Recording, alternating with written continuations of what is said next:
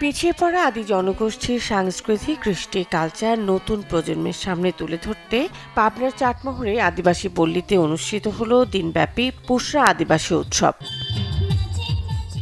মঙ্গলবার সকাল 11টায় চাটমোহর উপজেলার হান্ডিয়াল বাঘলবাড়ি কই আদিবাসী পল্লীতে উৎসবের আয়োজন করে চাটমোহর উপজেলা আদিবাসী পরিষদ ও মানব মুক্তি সংস্থা। প্রধান অতিথি হিসেবে উৎসবের উদ্বোধন করেন প্রবীণ আদিবাসী মেঘনাথ মাহাতো। অনুষ্ঠানে আদিবাসী সম্প্রদায়ের কয়েকজন কৃতি শিক্ষার্থী এবং একজন রত্নগর্ভা মাকে সম্মাননা ক্রেস্ট দেওয়া হয়। বিভিন্ন সাংস্কৃতিক আয়োজনের মধ্য দিয়ে শেষ হয় এই উৎসব।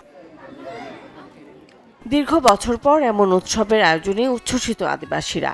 আয়োজনটা খুবই সুন্দর লাগলো, কিন্তু ভবিষ্যতের যেন আরো এর থেকে আরো সুন্দর আরো ভালো হয় এই আমি প্রত্যাশা করি। বহুদিন আমরা এই আনন্দ করতে পারি নাই, কিন্তু এবারকার আনন্দটা খুবই ভালো লাগলো আমাদের। এটা মনে করেন যে আমাদের পক্ষ থেকে আপনাদের কাছে দাবি যে আপনারা এগুলো সবকিছু মিলে যাতে আমাদের সাংস্কৃতিক অনুষ্ঠানগুলো কালচারগুলো যাতে আপনারা তুলে ধরেন, আমাদের পাশে থাকেন, আমরা জানি ভবিষ্যতে এগুলো কিছু করতে পারি। এটা এর আগে হয়েছে, কিন্তু এরকম জমজমাট ভাবে হয় নাই, কিন্তু আমরা এখন এই উৎসবটা পাই আমরা খুব আনন্দিত।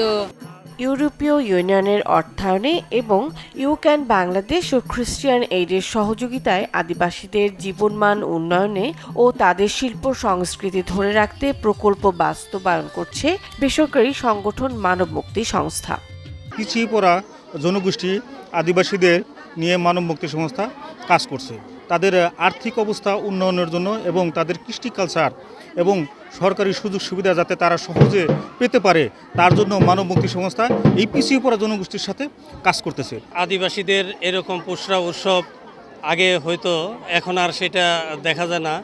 আদিবাসীদের সেই উৎসবগুলোকে পুনরায় আবার তাদের মনে করিয়ে দেওয়ার জন্য, তাদের কৃষ্টি কালচারগুলো ধরে রাখার জন্যই মূলত এই উৎসবের আয়োজন করা।